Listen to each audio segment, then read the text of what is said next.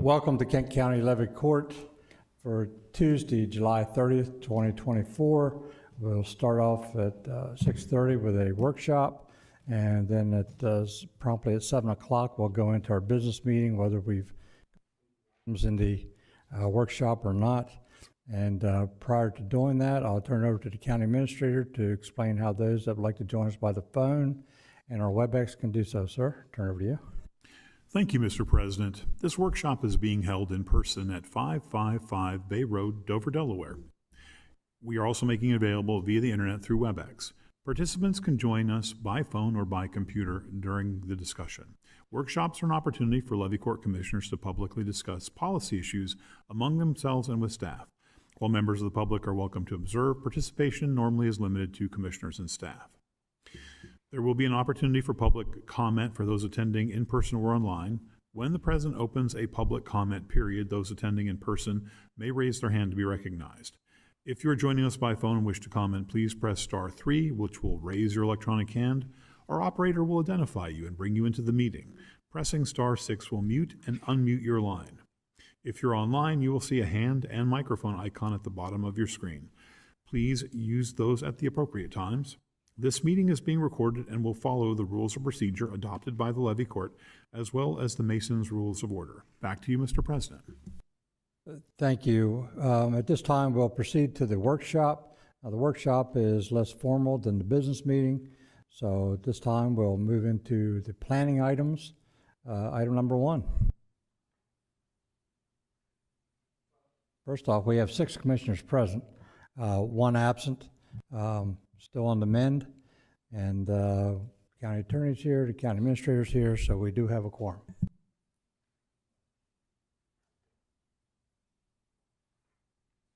President Pepper, as chair of planning, personally, we spent a lot of time earlier this year trying to come down to what we thought was the conditions that we would like to see the Field of Dreams operating under conditional terms.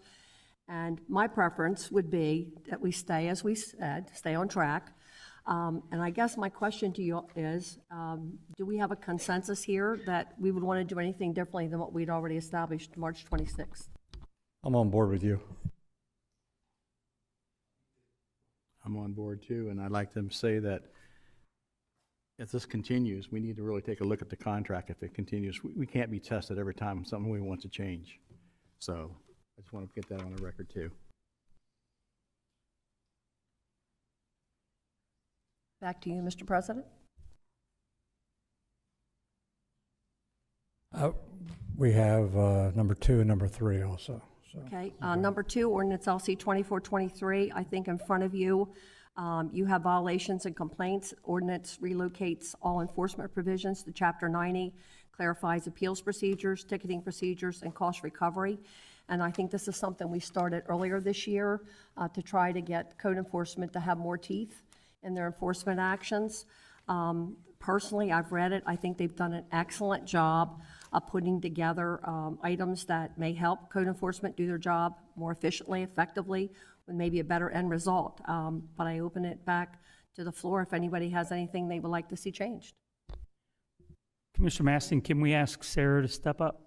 And maybe Mr. Morris to answer some questions, since Mrs. Kiefer, that's Mr. our Morris? 2 key people. Hi, Sarah. Good evening. Do you want to take a minute and run down the Sure. real quickly? Thanks. Very basically, and we cover this in the cover memo, sort of the highlights. What the ordinance does is, what we're trying to do is add some clarity and some flexibility and some additional tools for code enforcement. Keep in mind that we're responsible for enforcing half a dozen different chapters of the code, and each of those have enforcement language. So what this ordinance does is try to pull all those together, provides different tools to include, I think, a better ticketing system. We modeled that on Sussex counties. And they've had a great deal of success. Shannon actually met with them last week to go over details of their program that I think we'll be able to incorporate. Includes an appeals procedure that the existing code doesn't explicitly include.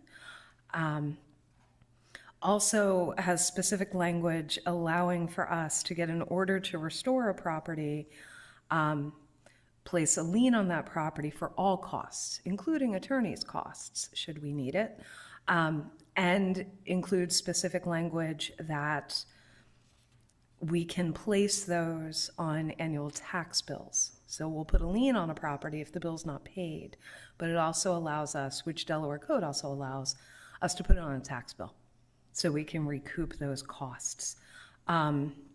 Incorporates the clean hands standards that are in Chapter 205, so this will cover all enforcement. Effectively, we do that now. This makes it explicit. And in general, just hopefully makes it easier for our guys to do their job more effectively. I would also note, we put this in the memo, Newcastle County put forward a bill and Kent and Sussex signed on to it, House Bill 352, which allows code enforcement to tow vehicles. Previously, only police officers could. So now we have that tool as well. That was just passed in the last session. Is that a contract we'll be looking at in the near future? If the state doesn't already have one, then we'll be looking at putting one out ourselves. Cool. So, in what you just said, I like the words more effective.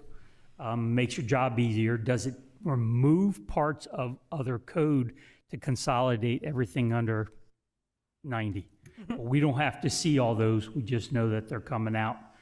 It ultimately, if this is successful, I'll go back and we'll do some cleanup, but that's housekeeping, Okay. right? As you know, that I've had some issues where clean hands, or I think we call it not in good standing, have been applied.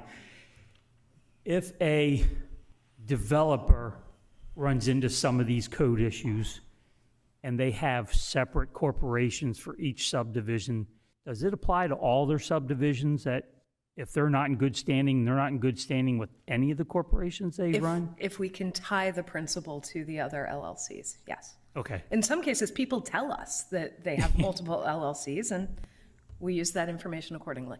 And all that, we do it anyway. Okay, perfect. Thank you. You're welcome. Any other questions? Commissioner Angel? Thank you. Ms. Kiefer, does this also apply for people that are permitting for carnivals or afterfly things, or just for building? No, this is all of the codes that we enforce. Okay, so that this includes add more teeth into the function with the problems we've had with, I'll just say, the afterfly people over on Persimmon. If it's demonstrated there's a violation, yes, this gives Okay. us tools Well, to the other thing enforce. is too, there needs to be a clause put in this that for an after fact, if there's complaints, you may not get a complaint during the fact or during it, but it comes in after, that it could be then listed as an issue and investigated, because a lot of times it comes after the fact, the complaint. As long as we have evidence of a violation, we can use that evidence. Well, as a sitting commissioner, I gave evidence after the fact, so it didn't happen. That's why I'm looking for this as a way of tightening our codes. I just wanted to bring it up. That's what I It's do. when we have evidence, we can take action. So it's possible then to have that in here? We already, if we have evidence, we can take action. Then we need to discuss this afterwards then. We can do that. Commissioner Scott? Yes, Sarah, I know we spoke pretty lengthy this morning on some of the sections that I had questions on. I just want to make sure I'm correct when I say that the bulk majority of this is already adopted under the housing code that's already in effect. The questions you were asking specifically that had to do with fire safety and mechanical equipment, those, with the exception of we inspect for new structures, when enforcement is involved, that tends to be housing code. So that's rental units where a landlord has not been maintaining the structure. We get called in by the tenant. We rely on the housing code, and this simply details that. Any other commissioner comments? Just wanted to add that, pass a note to Craig, this is an ordinance where I think he and I would both recommend a severability clause, because adding that language in means if part of the ordinance is challenged, then if a court finds part of it flawed in some way, the rest of the ordinance remains in effect. So This is likely to be challenged in court at some point, so that's something I think we can have. Even if it's introduced without it, we can add it, or if that's part of the standard language, that would be tacked on at the end. It's on every ordinance. It's on the 2 pages that got left out of the packet. Levy Court will have it momentarily. Well, that would explain that. The other thing is to Commissioner Angel's point, evidentiary standards are something that we don't have a lot of sway over, because when a matter proceeds to court, rules of evidence are dictated by the judiciary. So in terms of what evidence is admissible or not, in terms of whether hearsay would be admitted or not, is a matter really beyond the scope of our authority. I'll defer to Craig on that, but I think Delaware has pretty robust rules of evidence. Commissioner Sweeney? Thanks. Sarah, just to follow up on Commissioner Angel, if he does have evidence of something that happened in the past, it seems like in the code, strike 2, we can act much quicker. Mm-hmm. Yes. So if we do have evidence, he does it every year on August the 15th. Next year on August the 15th, he already has one strike against him, right? Yes. Okay, perfect. Thanks. Any other commissioner comments? The county attorney has. I'm sorry? You were getting ready to say something. Yeah, I was just, our Delaware rules of evidence are almost exactly the same as the federal rules of evidence. Very, very subtle differences here and there. Back to you, Mr. President. Thank you. Item number 3. Yep. We haven't done item number 3 yet. Do that. The last item? On item number 2, are we going to move that forward to? Could I see a show of hands to move this forward? 6? This is Commissioner Hall dialing in. I'm in favor of moving forward. Thank you, Commissioner Hall. 7 up. Okay, number 3, round 28, agricultural land preservation, purchase of development rights. Mrs. Kiefer? The levy court allocated $200,000 in the FY25 budget. The foundation sent over a list of 32 properties applying for purchase of development rights in round 28. 12 of those the state is choosing to fund. It meets their criteria based on discount. 11 of those are outside of the gross zone, right? In the memo, you'll see the criteria levy court adopted for participating.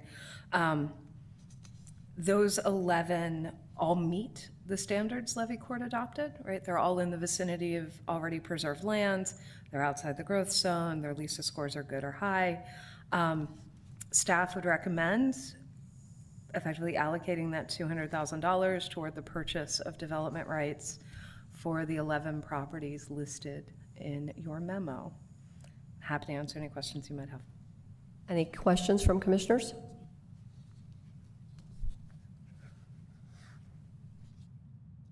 Could I see a show of hands to move this forward? Thank you. In Commissioner? favor. Okay, 7 up. Before we go to the public works items, is there any public comment on either 1, 2, or 3?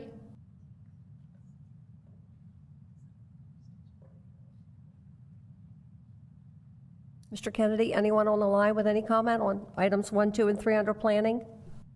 If there's anyone joining us online who would like to comment on the previously heard 3 items, please indicate by raising an electronic hand at this time.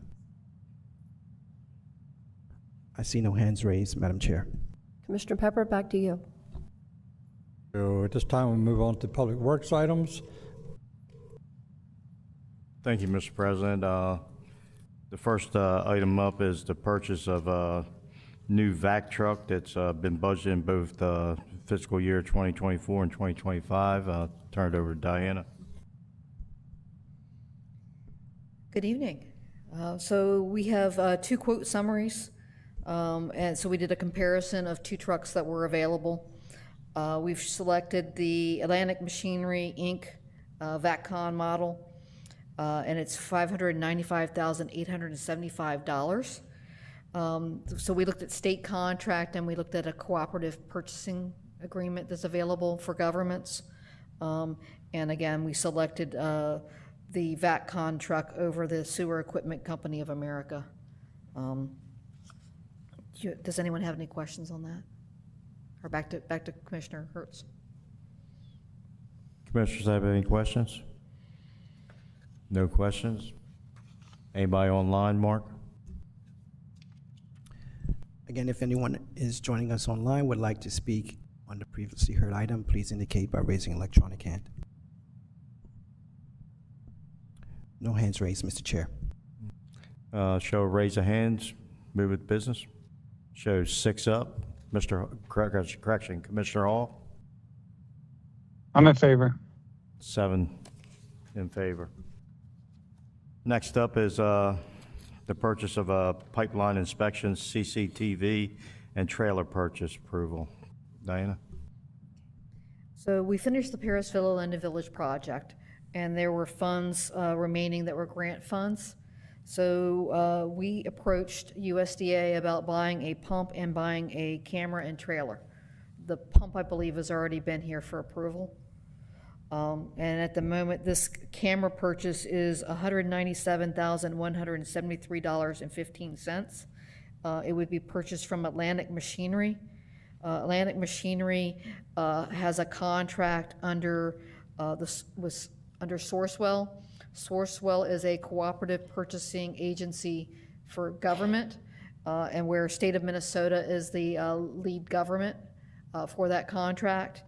And we believe that this is a good purchase of those funds that'll help us maintain that new sewer system out in Parisville and London Village. Commissioner Hertz? Any commissioners have any questions? All right, show of hands to move this forward. 1, 2, I got 5. I got 6. Commissioner Hall? In favor. In favor. Thank you, 7 up. Next, pipeline inspection, correct. Pipeline condition assessments. Yes. So we have 2 projects on the books. Pipeline condition investigation for the small diameter pipe being less than 12 inches in diameter and greater than 12 inches in diameter. We'll also be talking about these projects later on this evening because there are ARPA funds also involved. We've received binding commitment offers from DENREC that need to be approved by Levy Court and signed off by the President. So we're here tonight to request that you all accept those offers and authorize the Levy Court President to sign the letters. We're looking at $3.1 million in loan. Overall, it's a total of $5.4 million. So it's 3.1 and 2.3 million each, and the term of the loans are 20 years at 2% interest. And to be clear, this $5.4 million is above and beyond the money. It's going to be added to the money that we've already set, the ARPA money we've already set aside. Yeah, so we had budgeted for it as a loan, and then the ARPA funds were added, so you are correct. It is, this does not include the ARPA money in these totals. And the ARPA money's another 4.986 million, right? I believe it's 3 million. Thank you. Any commissioners have any questions? All right, see none. Show of hands, move this forward. I got 6 here. Commissioner Hall? In favor. Shows 7 commissioners in favor.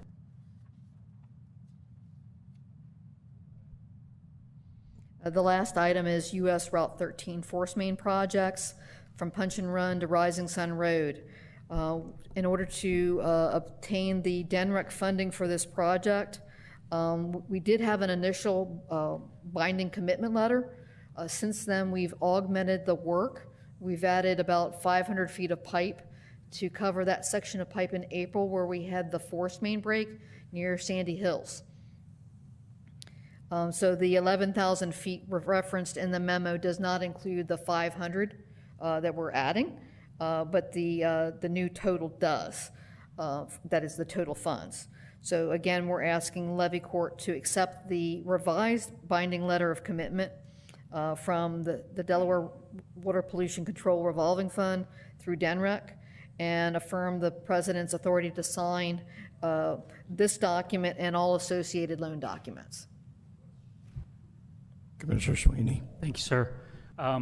Ms. Gold, this is all part of the DelDOT Camden bypass project?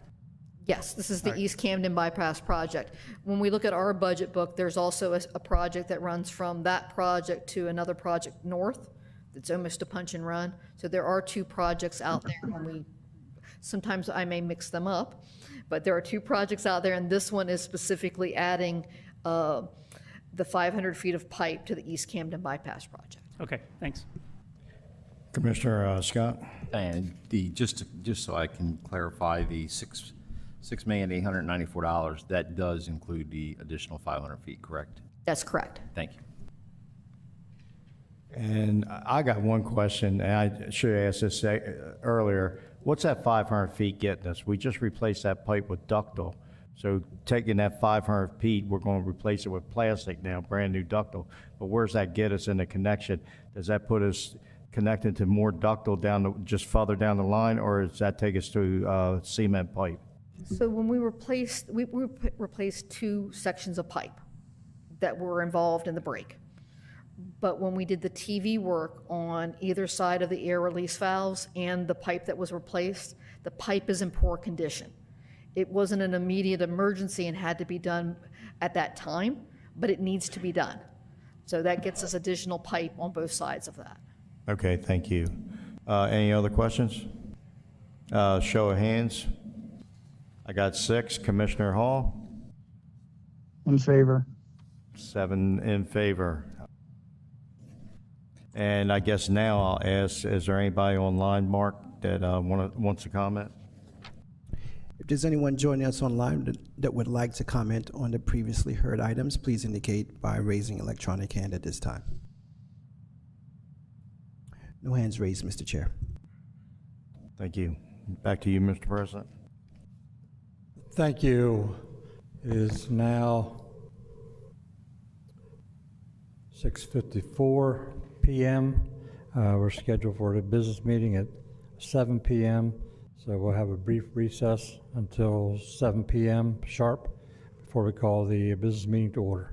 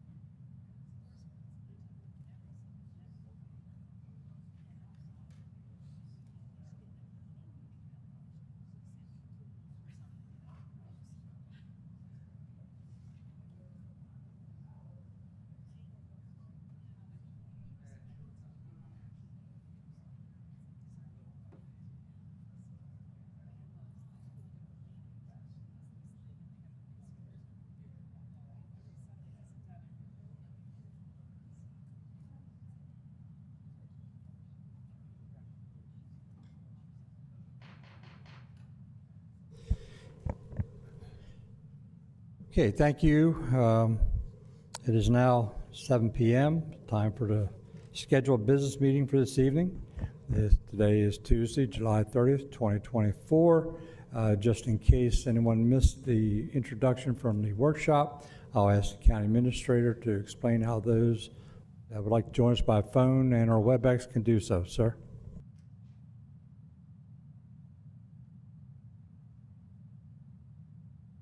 Thank you, Mr. President. This meeting is being held in person at 555 Bay Road, Dover, Delaware, in Levy Court Chambers. We're also making it available via the internet through WebEx. Participants can join us by phone or by computer during the meeting. There will be opportunities for public comment for those attending in person or online. When the president opens a public comment period, those attending in person may step forward to one of the two podiums and be recognized. If you're joining us by phone and wish to comment, please press *3, which will raise your electronic hand. Our operator will identify you and bring you into the meeting. Pressing *6 will mute and unmute your line. If you are online, you will see a hand and microphone icon at the bottom of your screen. Please use those at the appropriate times. We ask guests to begin public comments by stating your name and address for the record. The county attorney will administer an oath or affirmation to anyone giving testimony during a public hearing. We ask that public comments relate to the subject announced by the president. In addition to public hearings, there are 2 public comment periods, one at the beginning of the meeting for agenda items and one near the end of the meeting for general comments. This meeting is being recorded and will follow the rules of procedure adopted by the Levy Court, as well as the Mason's Rules of Order. Back to you, Mr. President. Thank you. As you walked in the door, there's a sign on the door that says no eating, no cell phones, and no hats. So if you have a hat on or if you have a cell phone that's not muted, please do so now. And with that, appreciate it. Thank you. At this time, I'll ask Commissioner Maskin to lead us in the invocation. Commissioner Scott leads us in the Pledge of Allegiance. A moment of silence for our troops and first responders. Commissioner Sweeney. All rise, please. Dear Heavenly Father, as we gather in this meeting, we humbly seek your presence. Grant us clarity of mind and vision that we may see beyond challenges and find innovative solutions. Bless our discussions with insight and inspiration. May your light guide our decisions, leading us to prosperity and success. We offer thanks for the opportunities before us and trust in your divine guidance. Amen.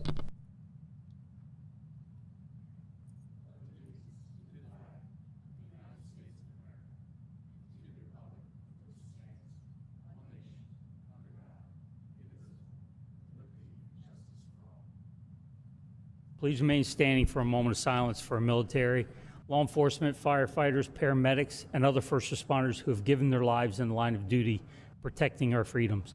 Please remember all of these individual first responders who have died in the line of duty, as well as keeping their families in your thoughts and prayers as they deal with the loss of their loved ones.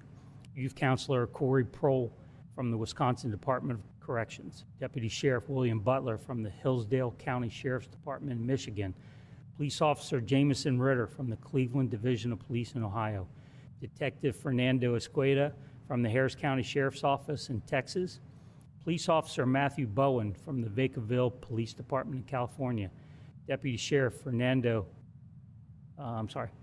Corporal Robert William Summer from the Oklahoma Department of Corrections, Corporal Muhammad Saeed from the Melvindale Police Department in Michigan, Senior Corporal Segas Jolivet from the Lafayette Police Department in Louisiana, and K-9 Archer from the Madison County Sheriff's Office in Florida. Assistant Chief Matthew Tobin from the Boone County Fire Protection District in Missouri, Captain Charlie Parker from the Chittenden Volunteer Fire Department in Vermont, Wildland Firefighter Daniel Foley from the U.S. Forest Service in Lakeview, Oregon, Captain Jim Kova from the Afton Fire Protection District in St. Louis, Missouri, and I would be remiss if I did not mention firefighter Corey Comparator from the Buffalo Township Volunteer Fire Company in Pennsylvania. While retired and not in the line of duty, Mr. Comparator gave his life shielding his daughter and wife from shots fired at a political rally earlier this month. This is the epitome of a first responder who never stops being a hero.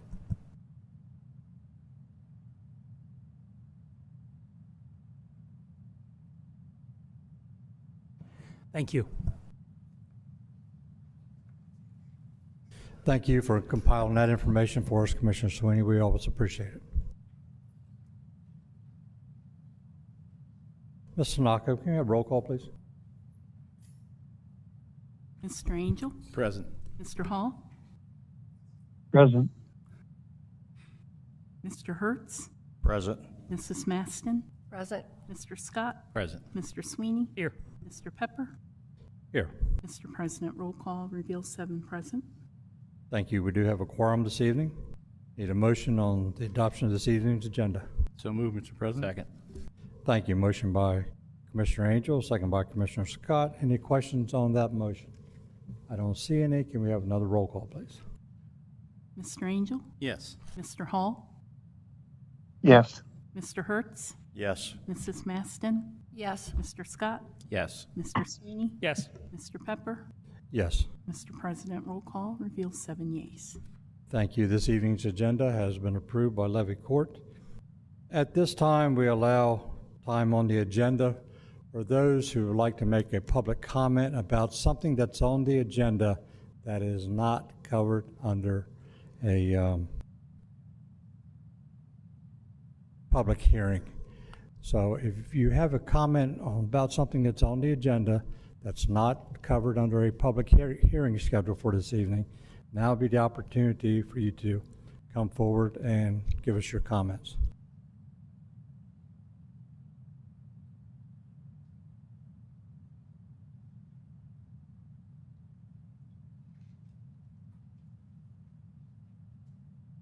Okay, thank you. Resolution 4067, retirement of Nancy L. Thompson. Is Ms. Thompson here this evening? She is not. Okay, we'll do the resolution. We'll do the presentation to her a little bit later on. Okay, Ms. Tanaka, can we have you read the resolution into the official record, please? Resolution 4067, retirement of Nancy L. Thompson. Whereas the retirement of Nancy L. Thompson, an employee of Kent County, State of Delaware, from her duties as Office Support Specialist 2 in the Department of Planning Services, Land Use, presents a suitable opportunity for expressing the esteem in which we hold Nancy L. Thompson as a good and faithful public servant. Therefore be it resolved that the County of Kent express its warmest appreciation and thanks to Nancy L. Thompson for the able and loyal manner in which she performed her public duties. Be it further resolved that this resolution be her evidence of a right to the pension provided by the Kent County Employees Retirement Program, and that this resolution be and hereby is incorporated into the official minutes of the July 30th, 2024 meeting of the Kent County Levy Court. Thank you. We need a motion on resolution 4067. Move to approve 4067, retirement of Nancy Thompson. Second. Thank you. Motion by Commissioner Sweeney, second by Commissioner Scott. Any questions on the motion? I don't see any. Can we have a roll call, please, on the motion? Mr. Angel? Yes. Mr. Hall? Yes. Mr. Hertz? Yes. Mrs. Maston? Mr. Scott? Yes. Mr. Sweeney? Yes. Mr. Pepper? Yes. Mr. President, roll call reveals 7 yeas. Thank you. Roll call reveals that resolution 4067, the retirement of Nancy L. Thompson, has been approved by Levy Court. Employee of the Month presentations. Trudy, will you be handling that, or?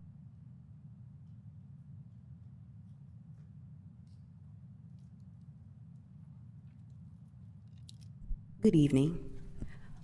We do have 2 presentations, but the August Employee of the Month was not able to make it tonight, so we will only be doing July's, which is Fred Strauss. Okay, so we'll just wait and do the presentation then and read it into the minutes then. So we will do July's, we'll do Fred Strauss, he's here. But Rick Washington was unable to make it, so we will push that forward. All right. Okay. All right, Mr. Tanaka, can we have this read into the official minutes, please?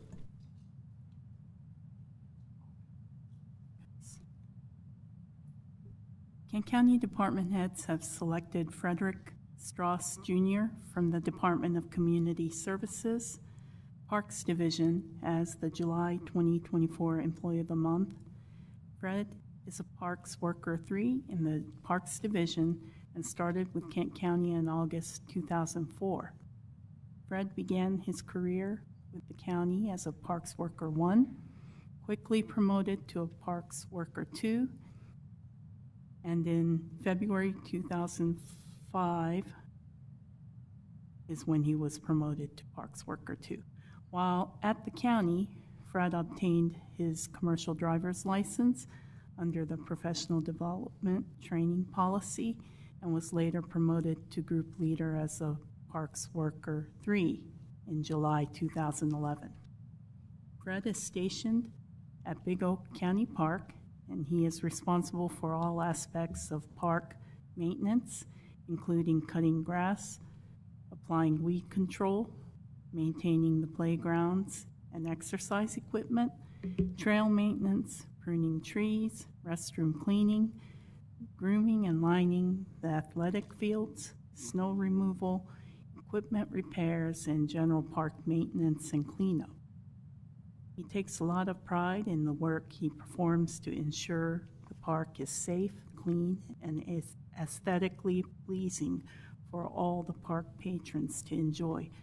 During a 6-week period last year, Fred was stationed alone at Big Oak Park, maintaining the entire park by himself. According to the Director of Community Services, Jeremy Shepard, Fred is very talented with lots of experience in most all the trades needed to perform the job. He is very creative and is always looking for ways to improve his work product. He works conscientiously and efficiently with lots of detail to make sure all tasks are completed thoroughly to meet the expectations of his supervisor as well as park patrons. He often lends a hand to other Kent County Parks employees to make sure all the projects and tasks are completed. Fred is truly an asset to the Parks Department and does a fabulous job keeping Big Oak Park a beautiful place for patrons to visit and enjoy. Congratulations, Fred, on the job well done, and he resides in Commissioners Hertz and Peppers districts. The tribute reads, Kent County Levy Court, July 2024, Employee of the Month, Frederick Strauss Jr. On this, the 25th day of June, 2024, the Levy Court of Kent County, State of Delaware, does hereby recognize Frederick Strauss Jr., Parks Worker 3, Department of Community Services, Parks Division, for his exceptional initiative, dedication, and conscientiousness in the delivery of services to the citizenry of the county. Okay, the rest of the commissioners can join us down front, and Fred, please come forward. And Jeremy?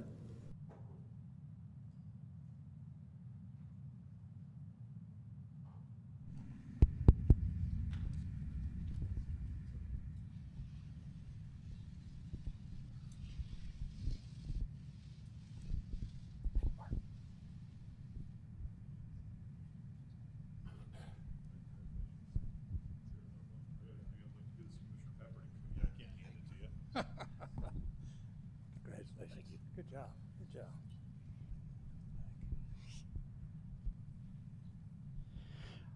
Fred, congratulations. Now, since Commissioner Sweeney is in charge of Parks and Recreation, we'll let him start off with comments.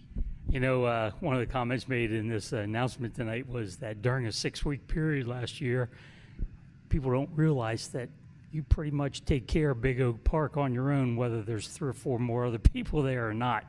And I'm sure Jeremy was like, Fred's got this, let him go for 6. Congratulations, very much deserved. I got to start going to the park more, I guess. But thank you, sir, very much for what you do.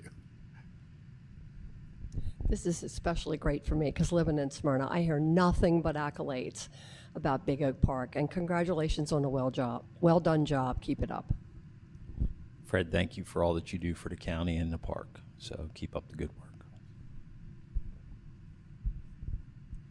Yeah, thank you for all you do, and another great employee of the month from the 6th District. We had a strong year last year. We're a little weak this year, but you're ready to come back. Congratulations, Fred. Parks is one of those things where when you're perfect, nobody notices, but the first time there's a piece of trash on the ground or something out of order, everybody's jumping up and down. But we almost never hear anything negative about Big Oak, and you do a fantastic job. So, Fred, on behalf of all the workers at Community Services, your team out there at the parks, congratulations, you've earned this. You've been earning it for 20 years, okay? So I just want everybody to realize that when you build a team, you need team members like Fred. He's the base, he's solid, and he makes sure that everything else is solid too. So he's the foundation of what we do in parks, and without workers like Fred, we'd have a much different park system. So thank you, Fred.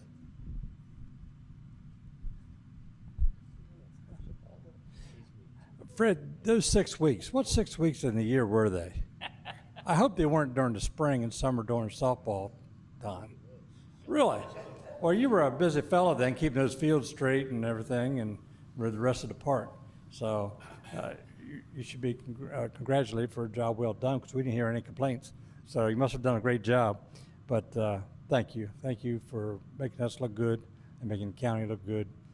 We hear nothing but good things about the Big Oak Park. Everybody loves that park, so thank you. Thank you. So if you come on over here, we'll get a picture. Now, normally an employee of the month gets his own parking spot, but I guess you probably park wherever you want to park, don't you? Pretty much. Yeah, all right.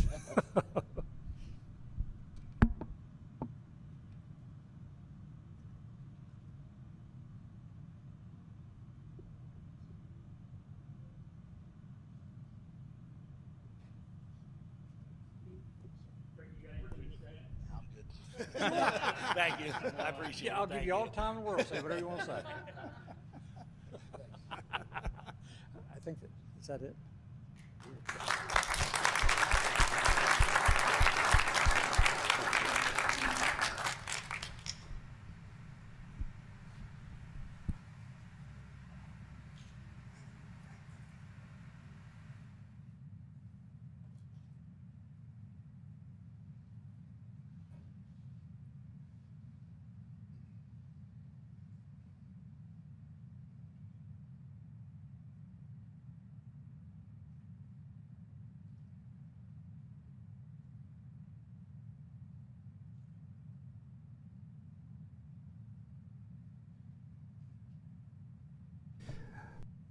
Judy, do we have any introductions this evening?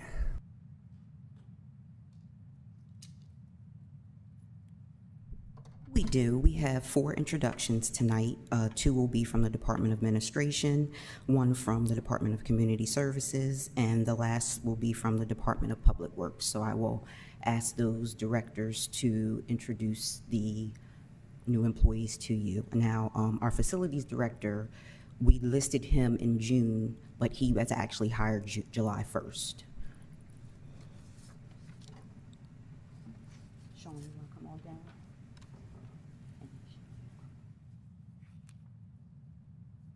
Commissioners, first I'd like to introduce Sean Levenguth, who joined the Kent County team on July 1st as the Director of Facilities. Sean has an impressive background with nearly 30 years of experience with the Delaware Solid Waste Authority and brings a wealth of knowledge in facilities management, project execution, and budget planning. His enthusiastic approach and extensive expertise have already made a remarkable impact, making him a fantastic addition to the team. Sean? Thank you for all those kind words. I thank you all for allowing me this opportunity to be part of the Kent County Levy Court. It's been one of the most unique things I've ever seen. From day one, I have never been greeted by more open arms, happy people, and people just thrilled to actually be part of their job. So kudos to the Levy Court and to all the people here, because the open arms and the well wishes and the gracious acceptance of coming to this place was just unfounded. I appreciate that. Well, great, Sean. Welcome aboard. hope you have another long career here. And we've got as you probably already found out, we've got quite a few items that need attention. So I hope you hit the ground running and get them taken care of for us. And I see you still live in Sussex County. Won't hold that against you. But congratulations for being hired, and look forward to many years working with you. Thank you. Any other commissioners want to say anything? Thank you very much. And I can tell you this, after 28 years of serving Delaware Solid Waste Authority, I've seen 7 million tons of trash. I'm putting that behind me. Thank you, guys. Put it behind you. All right. Okay. Next, I'd like to introduce to everyone Shayna Reed. Shayna started her position as the administrative coordinator in the central admin office on June 18th. She has most recently worked at Aloft as an administrative specialist and has worked as a PR and marketing office coordinator at Bethesda Softworks prior to that. Shayna is currently responsible for several special projects ranging from spreadsheet management to conducting research, and doubles as what I like to call as the director of first impressions, as she serves on the front lines of customer service in the central admin. She has been a joy to have in the office and is a great fit for the team. Shayna? I didn't prepare anything, but thank you very much. I look forward to being a part of some big things in the future. Thank you. Well, great. We've spoken briefly a couple times, and look forward to you having a great career here with us. And hope all your needs are fulfilled by working here in Kent County, and just make the commissioners look good and make the county look good. So congratulations. And I see that you live in Sussex County too. I do. So I do. Any other commissioners want to have anything to say? Shannon, just welcome aboard. You'll enjoy it. Thank you. Welcome aboard, Shannon. You got a great team. Yes, thank you. I'm going to need some help with my travels. That's what Kathy used to do. You're replacing, so. Yep, just send me an email or stop by my desk. Welcome aboard. Thank you. Welcome. Good luck. Thank you.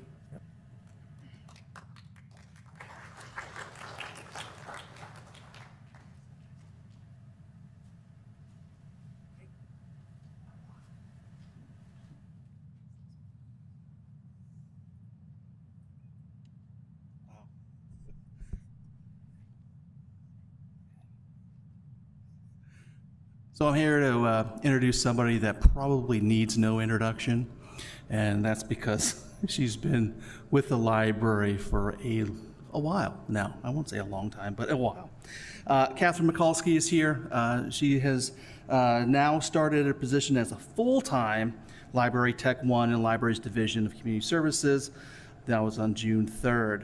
But she has been a part-time library clerk since 2006. So she's a well-known commodity in the book. I've learned a lot. Yeah. She knows everybody. Everybody knows her. She does great programming at the library. We're glad to make use of her tools to continue that on a full-time basis. And I think there was some word about Mr. Mikulski wanting you to leave home or something, or what was that? No, I mean. Did he? Who's on the Parks and Recreation Commission? So if you don't know what I'm saying, it's a little inside joke. I didn't see any. So I like to start a little something for them when they go home tonight. But Kathy Mikulski, everybody. Okay, thank you. Fan club, see? Book club, fan club. Thank you all very much for the opportunity. Appreciate it. And thank you, Hillary and Jeremy. Thank you all. Well, congratulations. We're thrilled to have you as part of the team, and just wish you luck and a long career. Thank you, sir. Kathy, welcome aboard. 18 years at the library's time, so you've seen everything. Yeah. From the little library across from Redner's and the new library at Longacre Village. Between you and Brian, who is President Pepper's appointee to the Parks Advisory Committee, you guys pretty much have Parks and Rec covered, and thank you for your service. Thank you, Judy. Mr. Angel? Yes, Catherine. Thank you very much. I know Mr. Sweeney's going on 16 years here, and you're going on 18, and I'm going on 20, so I remember when you came on board. And I want to thank you for your service for the county, too. Thank you. Thank you. Thank you, sir. Welcome aboard, Catherine. Thank you. Kathy, welcome aboard, and thank you for taking the leap of faith over to the other side of the fence there. Looking forward to it. Thank you. Welcome aboard. Yes, welcome aboard, best of luck. We need all your help, and like I said earlier, just make us look good. Pleasure to do it. Thank you. Thank you.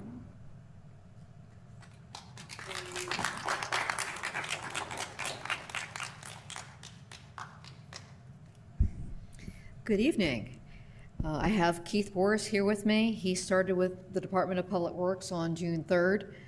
He has previous experience working as an electrician with Shoreline, and additionally, he worked as a painter at Bell's Painting. We're definitely glad to have him on board, and he resides in Commissioner Sweeney and Peppers districts. Would you like to say a few words? Yes. Thank you to each and every one of you for this career change for myself and my family. I'm grateful for it, and I'm here to work hard, hit the ground running in the Public Works Division. Thank you. Well, thank you and good luck, and welcome aboard, and we look for good things out of you. Of course, your job is very demanding, and the Public Works will keep you busy, I assure you. So thank you for coming aboard, and we look for you to have a nice long career here. Thank you. Mr. Sweeney? Thanks, sir. Keith, the recovery plan is one of the biggest things we got going. So to keep it running now falls solely on your shoulders. Congratulations and welcome aboard. Yeah, welcome aboard, and we got a lot of work down there to do, so welcome aboard. Thank you. Welcome aboard, sir. Thank you. Keith, welcome aboard, and it's good to see good energy coming in. Thank you. Yes, welcome aboard, and since you're an electrician, there's nothing we can do that's going to shock you. Thank you. You want to bet? How long you been waiting to do that? That's a good dad joke. I'll have to bring that home to the kids. Thank you very much, and good luck. Thank you.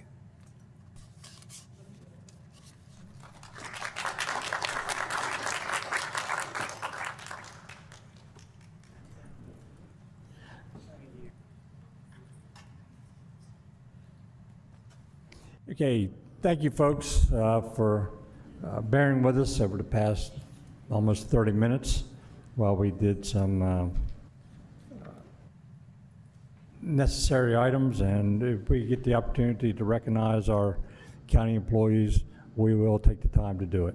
So thank you for bearing with us. At this time, we're going to open the public hearings.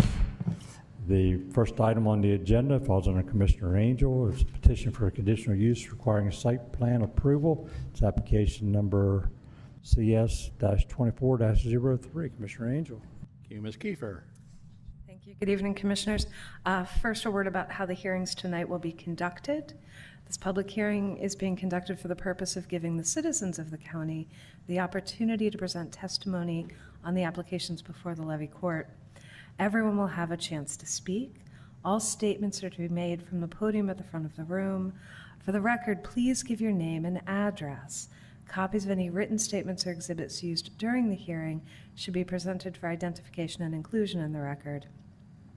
For each application before the levy court, the president will introduce the application. The levy court will then receive testimony from those in favor.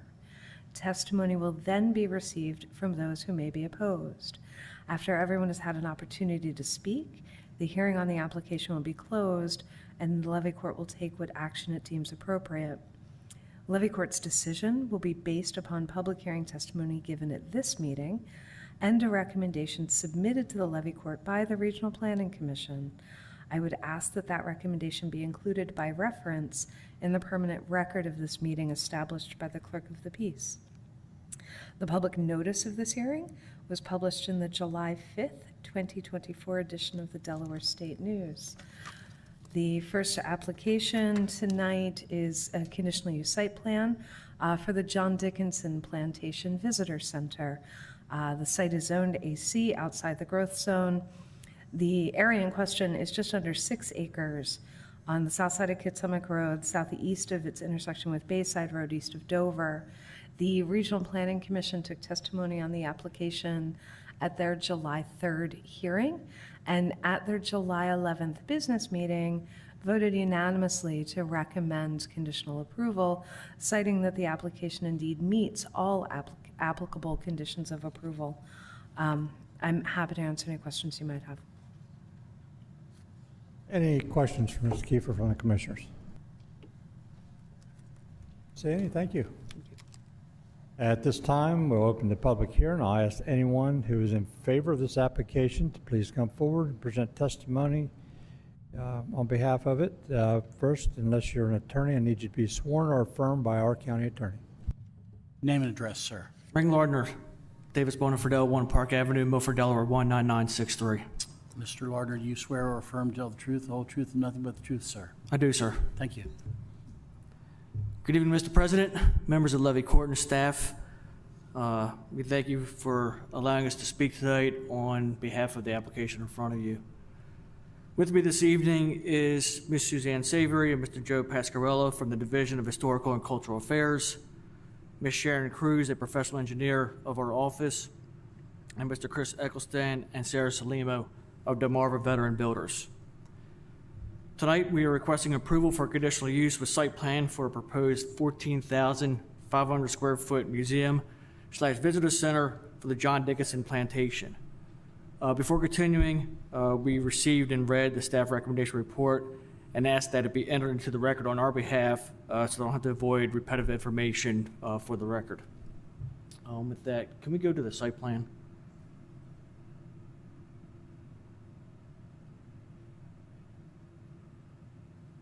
A couple pages in for me, please, sir. No, back one. Perfect. For this application, we're going to start at the access from Kitsummick Road, which is located right here. It'll be located approximately 315 feet west of the existing access to the mansion. A 5-rail, split-rail fence will be installed. That will be, again, approximately 300 feet west of the new access, so just slightly off the screen, and will tie into the existing split-rail fence where it ends at the existing entrance into the plantation. An electric gate will be provided at the entrance, about 50 feet into the site. It'll be open during visiting hours. It'll be closed outside of hours, and there will be an access to allow anyone on site to be able to leave egress. It will be designed to meet fire marshal regulations and will be approved by the fire marshal as part of the review and approval process. The entrance, as shown on the screen, has been approved by DelDOT, and that approval is included within the packet. Visitors into the site will then continue down this drive aisle. That'll be a tree-lined street or a drive aisle. Currently, the plan shows a post and cable system. In discussing this with DHCA, we believe that post and rail system will be removed because now we have the street-lined drive aisle. It'll be definitively show the access into the site, which would be a nice access into the project. Moving on into the site, it'll come down into a two-way road, two-way access road, so that visitor traffic can circumnavigate the parking lot. That parking lot will include 78 parking spaces. Of those, 6 will be ADA compliant. Of those 6 ADA spaces, 3 of them and 9 spaces will be designed for electric vehicle charging, and that electric vehicle charging will be located on this side of the drive aisle, and the other 3 spaces will just be on that side of the drive aisle. A sidewalk will connect along those common points to then come into the visitor center. The center is expected to have many school children arrive by buses for field trips. As such, we provided a bus drop-off area just to the right of the building.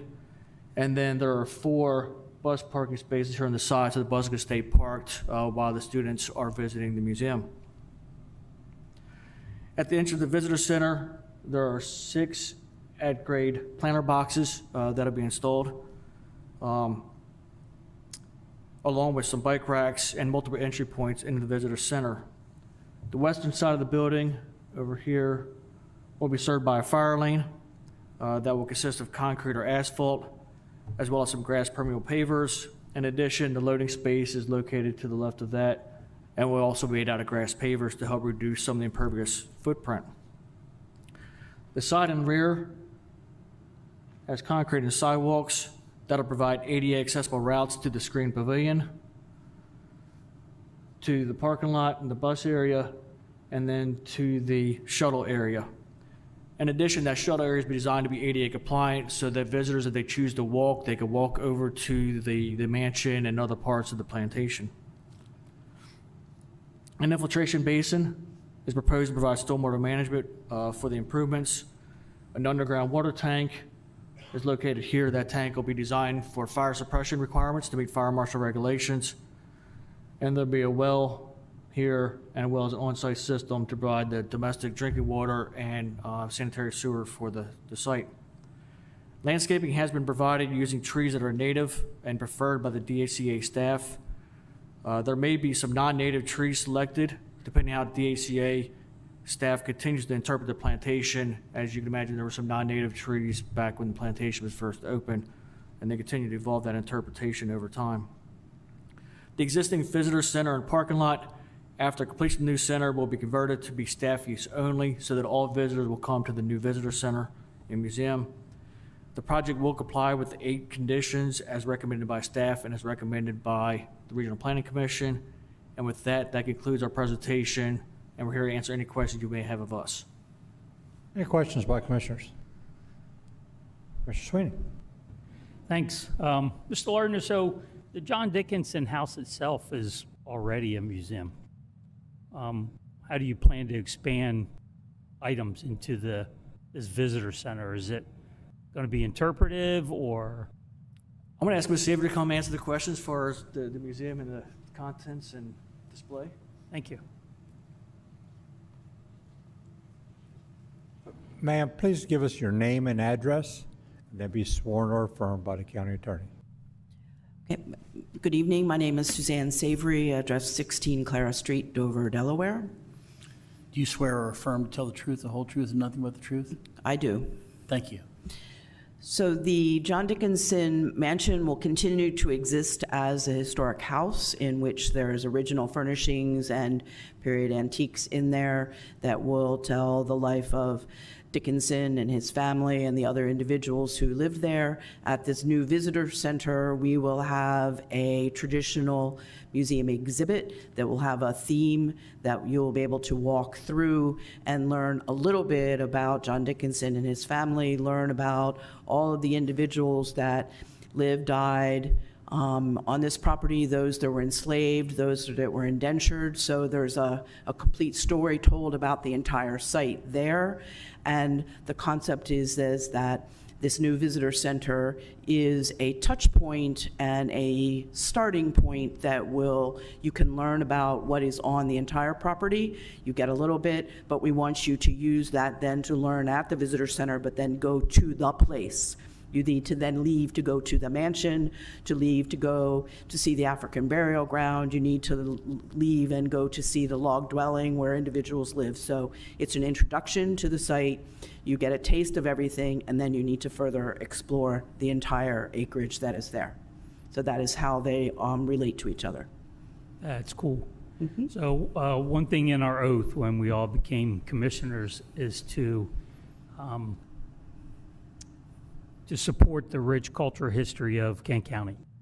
And I think we've done that with our Hun property, with the Goggin property, and I'm really excited to see this happen out at the John Dickinson Mansion. So congratulations. Thank you. We're very excited by this.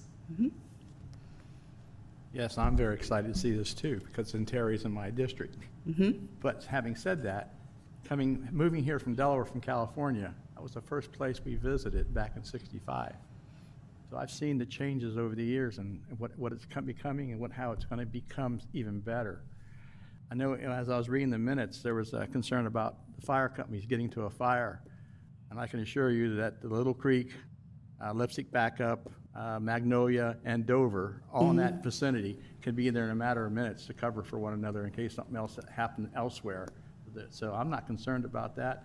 I'm concerned about the history of it, something happened to it, but I'm not concerned about the firemen doing their job. So I'm very well. Thank I you. like what's going on. Thank you. Thank you. Any other questions by commissioners? Thank you, ma'am. Okay, thank you.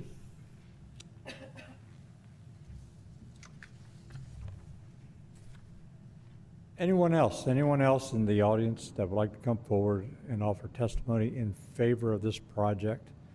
Now's the time to come forward. Anyone else in the audience? Anyone online or at the phone? If there's anyone joining us online that would like to speak in favor of this project, please indicate by raising an electronic hand at this time. See no hands raised, Mr. President.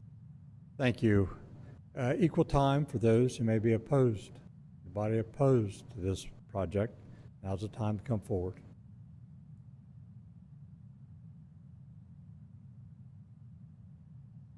Anybody online?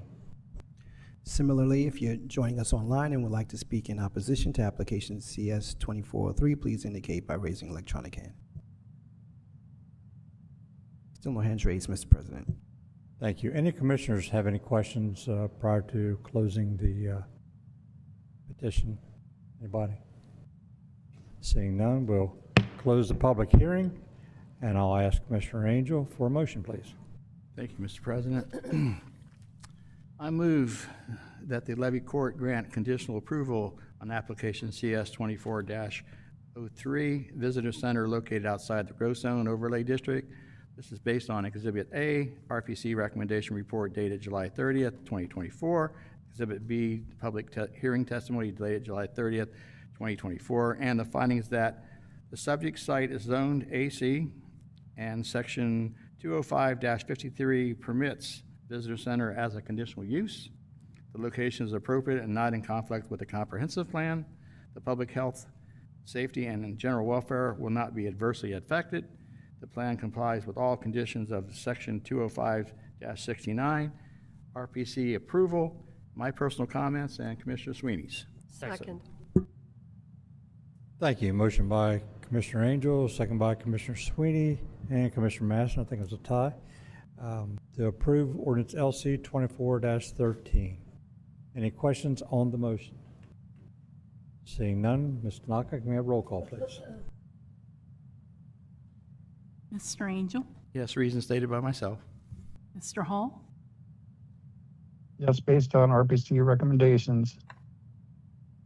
Mr. Hertz? Yes, reason stated. Mrs. Maston? Yes, reason stated. Mr. Scott? Yes, based on staff and RPC's recommendation. Mr. Sweeney? Yes, for all reasons stated. Mr. Pepper? Yes, for all reasons stated. Mr. President, roll call reveals 7 yeas. Thank you. Roll call reveals application CS-24-03 has been approved by Kent County Levy Court. At this time, we'll move on to petitions to amend comprehensive plan map and zoning map. The first item on the agenda falls under Commissioner Hertz, ordinance LC 24-13. Yep, I'll turn it over to Sarah. Thank you. Ordinance LC 2413 is indeed an application for a zoning and comprehensive plan map amendment.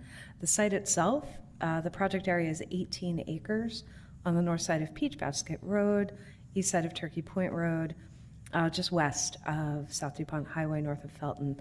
It is inside the growth zone. The Planning Commission took testimony on the application at their July 3rd hearing.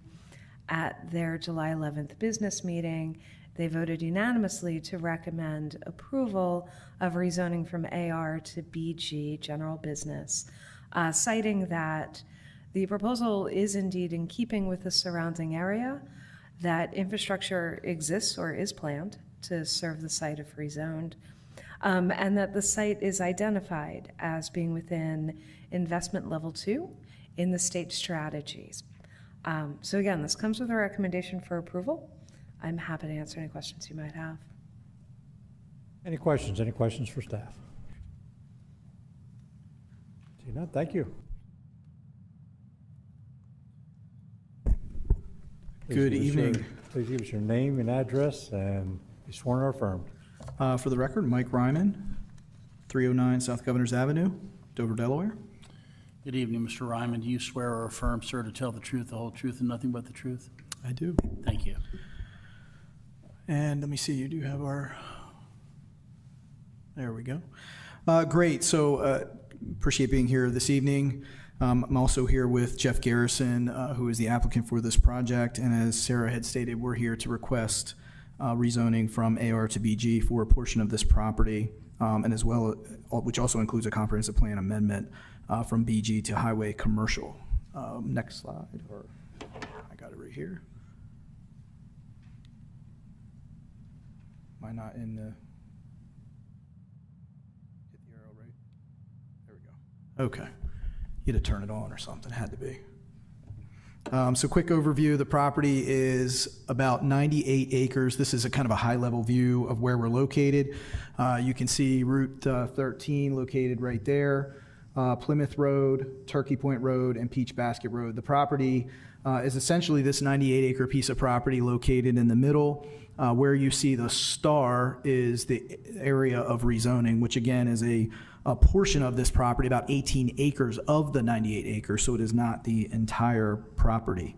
The property today includes a winery, a wedding, and events venue, so it's a little bit unique in that the property, although zoned AR, actually has a commercial use that's on the property right now. These are the rezoning standards that we need to show, and our presentation tonight will hope we will demonstrate that we believe we meet these criteria, and those criteria include that there has been a change in the character of the neighborhood, comprehensive plan compliance, adequate facilities, and compatibility with surrounding uses. As it relates to change in character of the neighborhood, there's been a number of rezonings along this corridor since 2002. And the development of the Felton Drive-In project, which actually went before the Planning Commission and was approved, includes some access changes that we think are significant and support this particular rezoning request. As it relates to the comprehensive plan, as Sarah had indicated, it is located within the growth zone, and we believe that the request is consistent with the comp plan. And as for facilities, there have been water and sewer, and I'll go into this a little bit more detail, but water and sewer that have been extended through this property that now provide access to utilities and compatibility with surrounding uses. And we'll have some maps that'll demonstrate that there's a lot of uses in the surrounding area, including retail, contractor businesses, some warehousing, some storage that are adjacent to this parcel, making it compatible with surrounding uses. As was mentioned a couple times, this is within the growth zone. Again, you can see where the star is located. That is this request.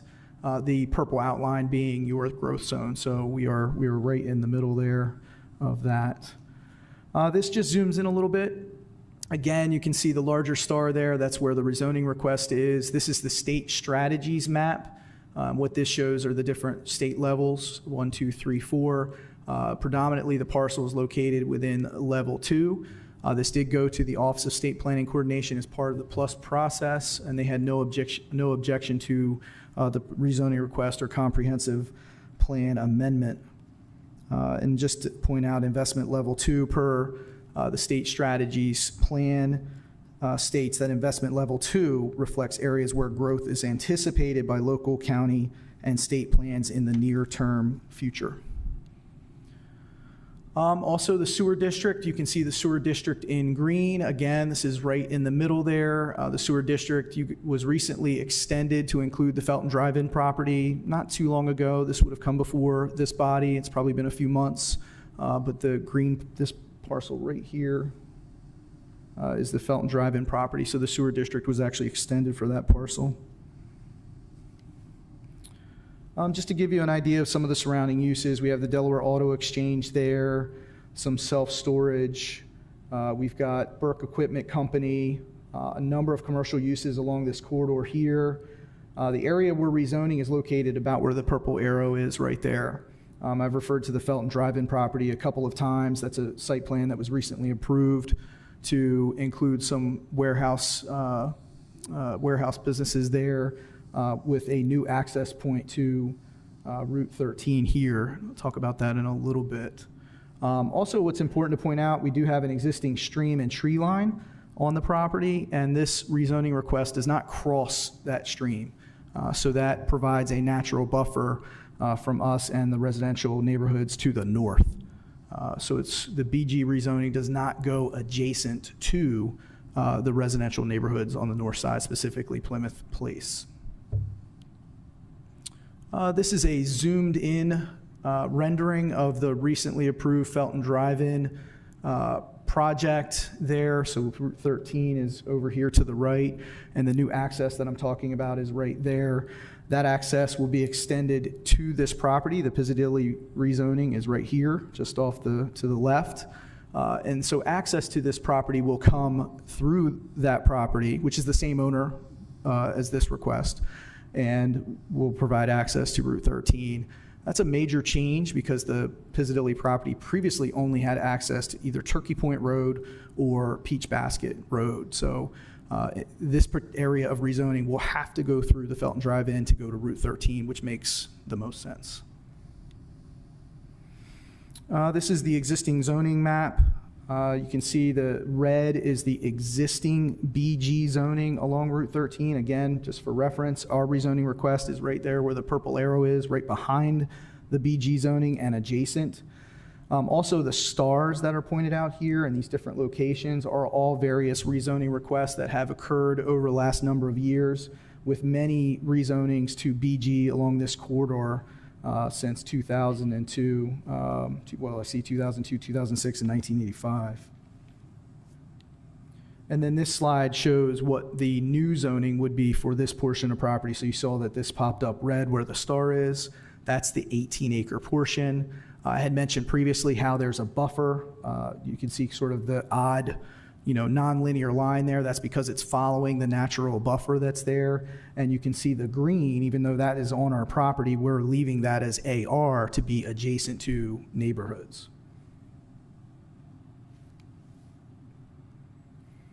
And so just kind of conclusion, we believe that this request is in keeping with your code. There's been multiple rezonings along this corridor. There's been an extension of utilities. Actually, I should go back to that just so we're clear. So utilities are being extended through this property, which bring water and sewer to this location. One of the reasons that the Felton Drive-In site actually had sat for so long is it never had any really access to utilities. Through development of the Felton Drive-In, as well as this rezoning and acquisition of this portion of the property, it's afforded the ability to bring utilities to the drive-in. So that has changed the character of the neighborhood.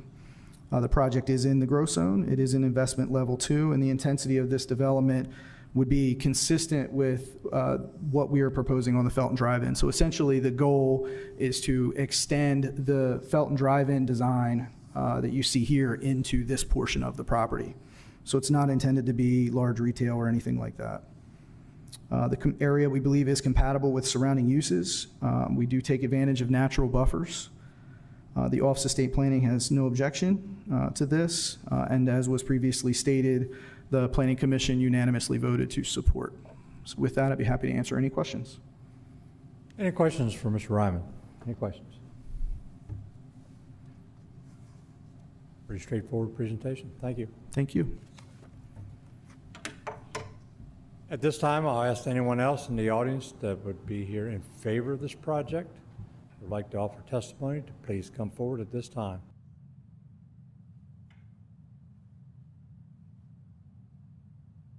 And again, please give us your name, address, and be sworn or affirmed by our county attorney. My name is Wendy Pizzadilli, and I live on 19 East Main Street, right in the heart of Felton. So, Ms. Pizzadilli, do you swear or affirm to tell the truth, the whole truth, and nothing but the truth? I do. Proceed. Okay. This evening, my sister, Angela Pizzadilli, and I are here to support Jeff Garrison and, of course, John as well in the purchasing of the 35 acres of our property. It is behind, if you've ever been to our winery or out to the vineyard, in the very, very back of our vineyard, there, like they were telling you earlier, there is a natural, there's a string, a row of trees that you can't see past. So it doesn't truly, affect us in that aspect, but it allows us to do something that's far more important to us, and that's to help do what my father always wanted to do and unfortunately wasn't able to complete. My father had a dream to have a winery and a vineyard when he left Italy, and it took him quite a bit. I mean, he had the deli first, and then he went and now he has the winery. But unfortunately, he didn't get to do everything that he wanted to do. He wanted to do more that allowed the community to have walks, to have more events. I mean, we've got, for instance, we have a big car show coming up. This sale would help us tremendously because it's something that we need to be able to expand on some of those projects that, would be there for the community. And then ultimately, that's what what my father drilled into us, My father was a workaholic. Or say something else. I know, with wine. My dad was a workaholic, and he made my sister and I as well. And with that being said, I know that he's really proud for this to happen because it would give us the opportunity to complete what he wanted to start. When he moved here from Italy, he loved Delaware and he loved Felton. It was a small town, and my father believed in small businesses. He believed in the community, and I know that when and if this is to pass, hopefully it passes, that it will allow us that opportunity. And the funny thing is, even though my father worked us, and we are workaholics by nature, we still are learning. And thank God for Jeff and John, or otherwise, I don't know. I think they took on more than they could chew with two girls who didn't know very much. So I thank them for that very much. They've been amazing partners, and I know that they're going to be even better neighbors. Jeff lived, I know, in Felton for a very long time years ago. His son lives there now. So I know that he has that deep love for it. There's good memories, just like we do, because, we've lived there for almost, over 50 years. And so we would like to see more come to the small town. And when I say that, I mean more things for the community to do, families to be able to do, to get out there and just have a nice family day. That's all, basically, in a nutshell. And the selling of this property, it gives us that ability to do that. And like I said before, I can't say enough how wonderful they've been to us. So. Questions for Ms. Pizza Deli? Yes, Mr. Sweeney. Thank you, Mr. President. Wendy, I'm so happy to see you here. Thank you. And Angie, it's good to see you here too.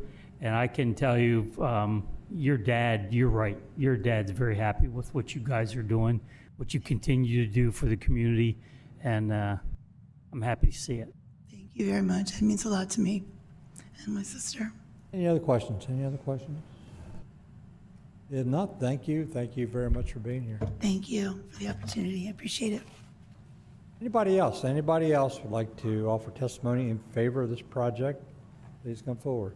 Please give us your name and address and be sworn or affirmed. Good evening, Zach Perbola with the Kent Economic Partnership, located 555 South Bay Road in Dover. Sir, do you swear or affirm tell the truth, the whole truth, and nothing but the truth? I do. Proceed. Thank you.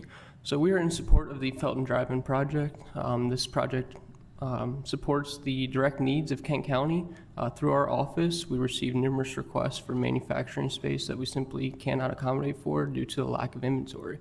So this project here directly helps that, and also helps us locate businesses, support local businesses looking to expand and continue their operations, and also, most importantly, create jobs here in Kent County. And we ask that you please support this project. Thank you. Any questions? Any questions by commissioners? If not, thank you for being here. Anyone else? Anyone else in favor of this project, please come forward. Anyone on the phone or online, Mark? If there's anyone joining us online that would like to speak in favor of LC 2413, please indicate by raising electronic hand. See no hands raised, Mr. President. Thank you. And equal time, anyone opposed to this project? Anyone opposed to this project, now is your opportunity to come forward. Mark? Similarly, if you're online and would like to speak in opposition to LC 2413, please indicate by raising electronic hand. Still no hands raised, Mr. President. Thank you. Any commissioners have any questions before I close the public hearing? Commissioner Angel. Thank you, Mr. President. Ms. Kiefer. The RPC was unanimous in the approval, but the county is asking for a denial. And as I was reading the minutes, we have 7 properties that have been approved. 6 of them have been approved and only 1 denied. What's our stance on that? The staff made the recommendation based on what was included in the county's adopted comprehensive plan, which did not identify this area for further commercial development. It's worth noting none of those rezonings has been since the adoption of that plan. The staff made the recommendation it made based on the criteria in the code. Sorry, I didn't hear you. We made the recommendation we made as a staff based on the criteria in the code and the fact that the comprehensive plan doesn't support it. It's in the growth zone, right? There's no question it's in the growth zone, but not everything is identified in the comprehensive plan for non-residential development. Thank you. Any other questions? Any other questions? Thank you. All right, any further questions before I close the public hearing? Seeing none, at this time, we'll close the public hearing. I ask Commissioner Hertz for a motion on ordinance LC 24-13. I move that the Levy Court grant approval of ordinance LC 2413, amending the zoning map from AR, agricultural residential, low-density residential, to BG, general business, highway commercial, located inside the growth zone overlay district. This is based on Exhibit A, RPC recommendation report dated July 30th, 2024, and Exhibit B, public hearing testimony on July 30th, 2024, and the findings of fact that the proposed classification is generally in keeping with the surrounding area. B, infrastructure exists or is planned to serve future development on site. And C, the site is identified as investment level 2 in the strategies of the state policies and spending. Second. Thank you. Motion by Commissioner Hertz, second by Commissioner Scott to approve ordinance LC 24-13. Any questions on the motion? Don't see any. Mr. Naka, can we have roll call, please? Mr. Angel? Yes, reasons stated by Commissioner Hertz, no opposition, and RPC unanimous approval. Mr. Hall? Yes, based on RPC recommendation. Mr. Hertz? Yes, for RPCA's recommendation. Mrs. Maston? Yes, reason stated. Mr. Scott? Yes, based on RPC recommendations and the positive impact I believe that to have on the area. Mr. Sweeney? Yes, based on the motion from Commissioner Hertz, the RPC advice to approve, and Commissioner Scott's comment about positive impact on the local area. Mr. Pepper? I normally weigh very heavily upon what the staff recommends, but in this case, I think it's common sense needs to take over here, and for that reason, I vote in favor, along with all the information already received from the other commissioners. So, yes. Mr. President, roll call reveals 7 yeas. Thank you. Roll call reveals ordinance LC 24-13 has been approved by Levy Court.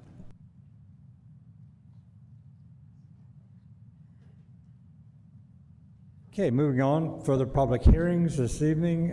Next one falls under Commissioner Scott. It's ordinance LC 24-24. Commissioner Scott. Thank you, Mr. President. Ms. Kiefer. Thank you. Ordinance LC 2414 is another rezoning application. The site altogether is just over an acre on the south side of Old Milford Neck Road, east side of Bay Road, east of the Milford Neck Connector Road, southeast of Frederica, outside the growth zone. The site is currently zoned AC, agricultural conservation. The proposal is to rezone to BG, general business. The Regional Planning Commission took testimony at their July 3rd hearing.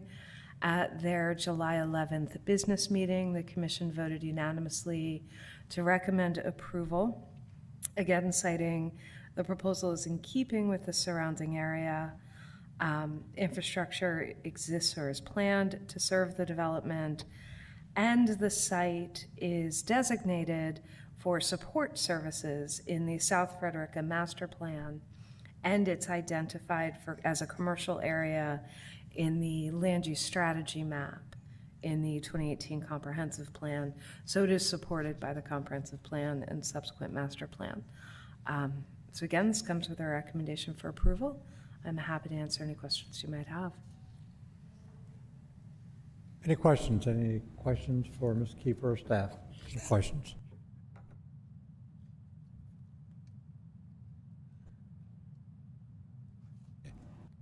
Thank you. At this time, we'll open the public hearing on ordinance LC 24-24, and I'll ask anyone who may be in favor of this ordinance to please come forward and offer testimony. Please give us your name and address and be sworn or affirmed, please.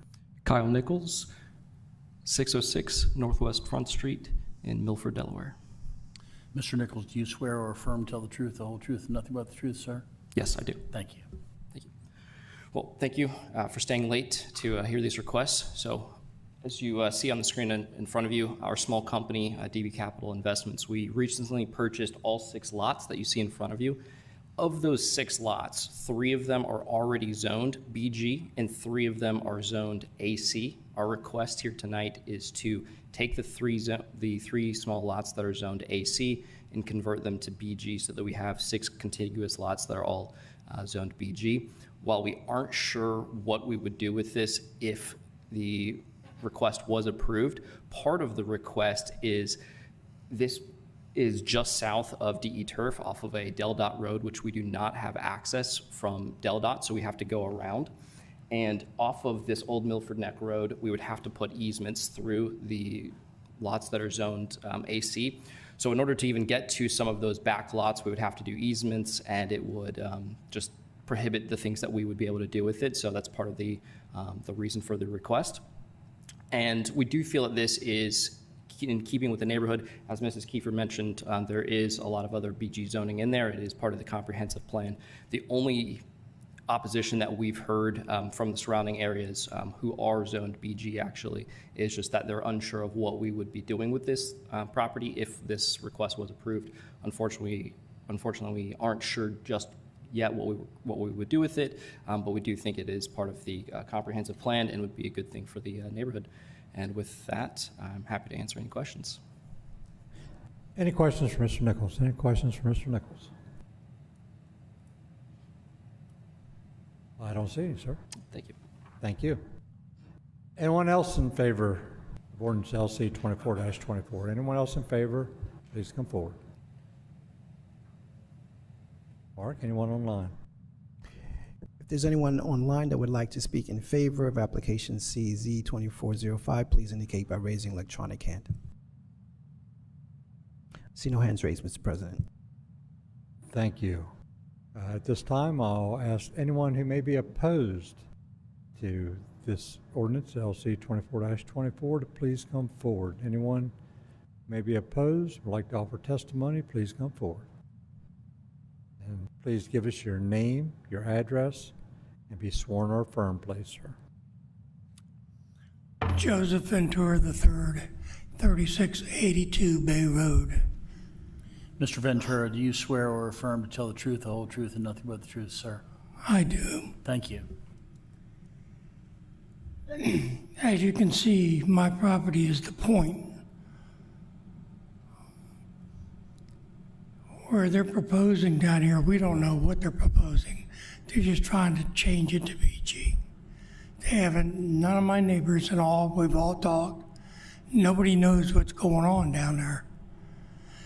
The only entrance to that, if they don't get approved by Del Dot, is to go down to exit 83, come in by the turf, come down, turn left on Milford Neck Road, turn right on Milford Neck Road, turn left on Milford Neck Road connector, and then take a left on Old Milford Neck Road. That's the only entrance to those properties at the present time. As a concerned neighbor, and for me and my other two neighbors, Mr. Berry lives behind me, Bessie and I live on either side of the property. We'd like to know what's going on. Nobody will tell us anything, what they're proposing to build, what they're proposing to do. But any traffic that comes in, unless they come in off the highway, has to come by through my backyard, Mr. Berry's front yard. Those are the only two properties on that whole point. We just want to know what's going on. Tell us something. So at this time, we stand opposed. All right, any questions from Mr. Ventura? Any questions? Mr. Scott? Mr. Ventura, so if I understand it correctly, your biggest opposition is mainly because you don't know what their intent is with the property. That's basically it, because if he puts commercial property, it increases the value of mine. I'm on the corner. I got entrances off the highway and an exit. I can only share through the last 18 months of working on some other properties in that area. They're going to have a really hard time with entry exits off of the highway, off Bay Road. I don't think unless something were to change, DelDOT's probably only going to approve them for an entry, but then they have to find out another exit. Well, from what my understanding was, if I ever sold my entrance like Walt did on his property, I could never get it back. So how are they going to get a DelDOT approved to come in on that side, off the highway? Yeah, and I can't speak for that. I just know that they have obstacles ahead when it comes to the entry exits. But that was my question, is the only opposition was due to not having an idea of what they're going to do with the property. I would love to know what they're going to do. So would my two neighbors. Okay. That's all I got to say. All right, thank you, sir. Anything else? Mr. Maston? Yeah, just a point of clarification.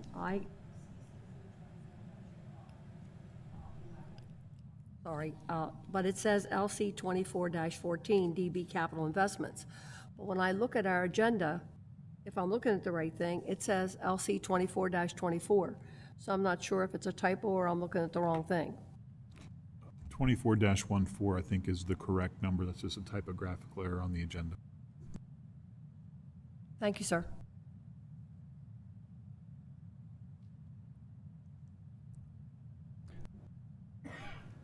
Any other questions, Mr. Ventura?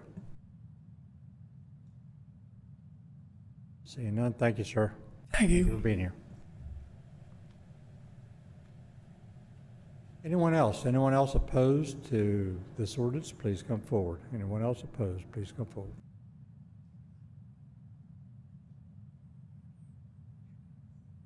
Please, no conversations. Mr. Ventura. Mr. Ventura. Please take your conversations outside. Yeah. Anyone else opposed? Anyone else opposed? Mark? If there's anyone joining us online that would like to speak in opposition to LC 24-14, please indicate by raising electronic hand. No hands raised, Mr. President. Thank you. Any commissioners have any questions before we close the public hearing on ordinance LC 24-24?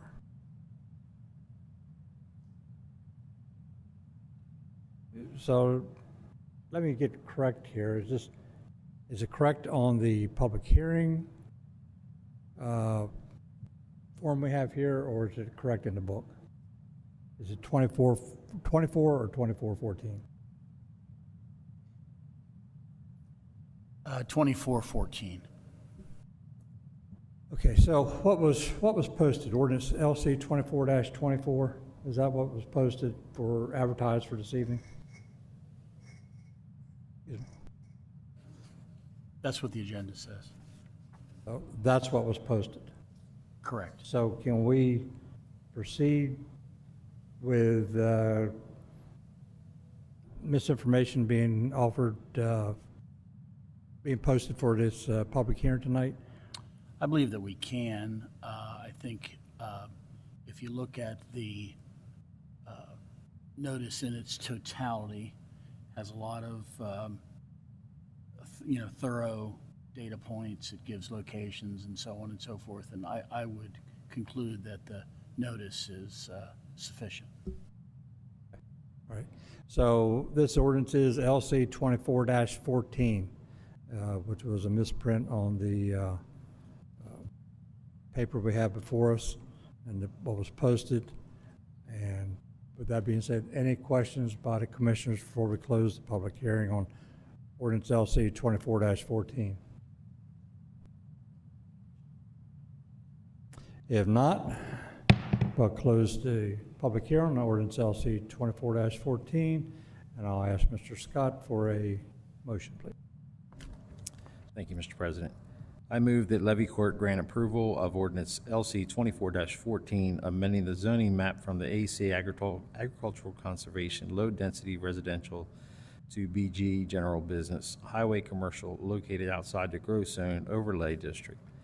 This is based on Exhibits A, RPC Recommendation Report dated July 30th, 2024, Exhibit B, Public Hearing Testimony dated July 30th, 2024, and the findings of the fact that the proposed classification is generally in keeping within the surrounding area. Infrastructure exits exist or is planned to serve future development of the site. The subject site is designed for support services in the South Frederica Master Plan map and is a commercial area in the Land Use Strategy Map 7C of the 2018 Comprehensive Plan. Second.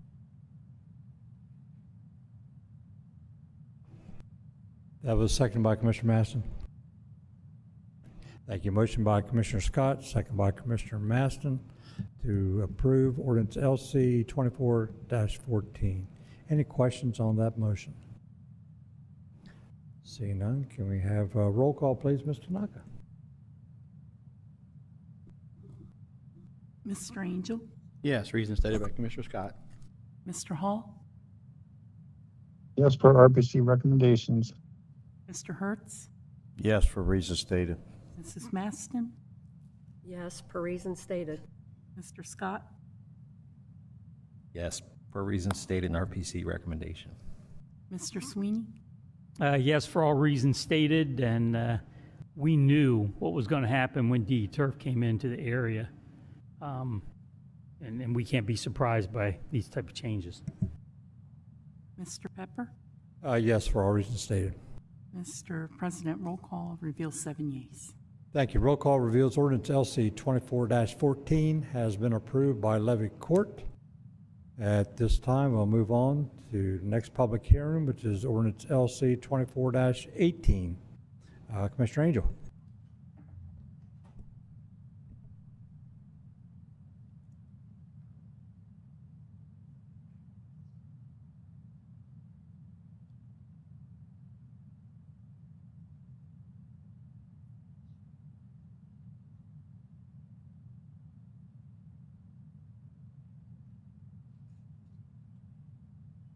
Okay. Ms. Kiefer? Thank you, Commissioners. This ordinance LC 2418 is another application to rezone and amend the comprehensive plan map. The site is currently zoned AR, agricultural residential, and RS1, single family residential. The proposal is to modify it to BG, general business. Site's 5.3 acres on the west side of North DuPont Highway, south of Messina Hill Road, inside the growth zone. The Regional Planning Commission took testimony at their July 3rd hearing, and at their July 11th business meeting voted unanimously to recommend approval, citing that the proposal was generally in keeping with the area and that infrastructure exists or is planned to serve the area. So again, this comes with a recommendation for approval. Happy to answer any questions you might have. Any questions, Ms. Kiefer? Yeah, I got one. Mr. Hertz? Yeah, is that going landlocked, that piece of property where it's zoned medium-density residential. It's going to landlock it. We're not changing property lines at this point. It's just zoning. So access at this point isn't going to change.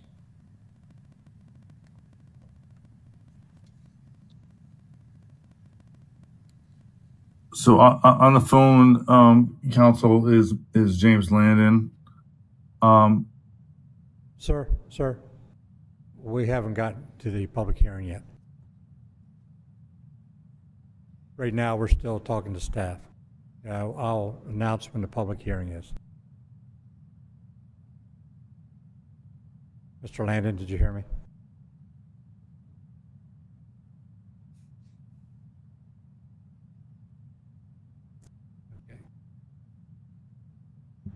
Okay. Any further questions, Commissioner Hertz?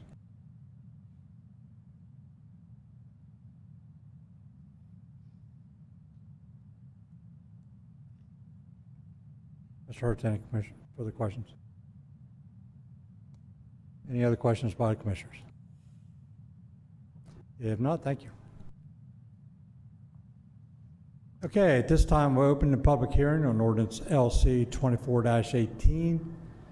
And I'll ask anyone in the audience here in Levy Court Chambers that may be in favor of ordinance LC 24-18 to please come forward. Anyone in favor, please come forward.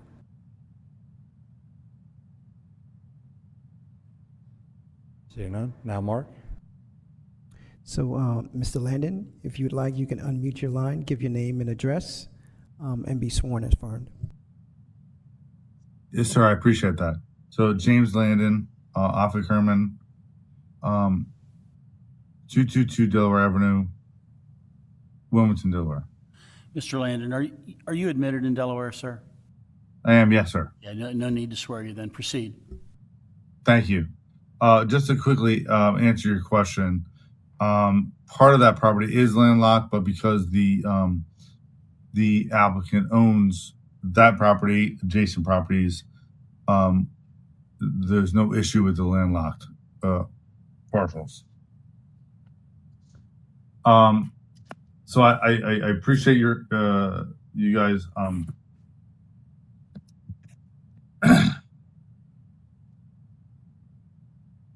So I know that there's extensive written materials that have been provided to the Levy Court, both from me and from the staff. So the property is 5.31 acres. There's two parcels, and we're asking that it be rezoned from AR to BG. And I think from all the written materials that have been submitted, they meet all of the required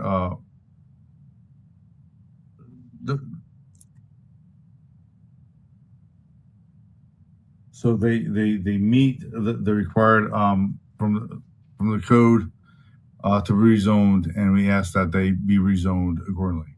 I appreciate it. Thank you. Any commissioners have any questions for Mr. Landon?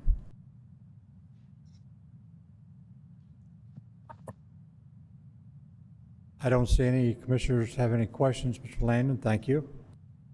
Thank you. Anybody else online, Mark? There's no one else online at this time. Thank you. At this time, I'll ask anyone in the audience here in Levy Court Chambers that may be opposed to ordinance LC 24-18 to please come forward. Anyone opposed, please come forward.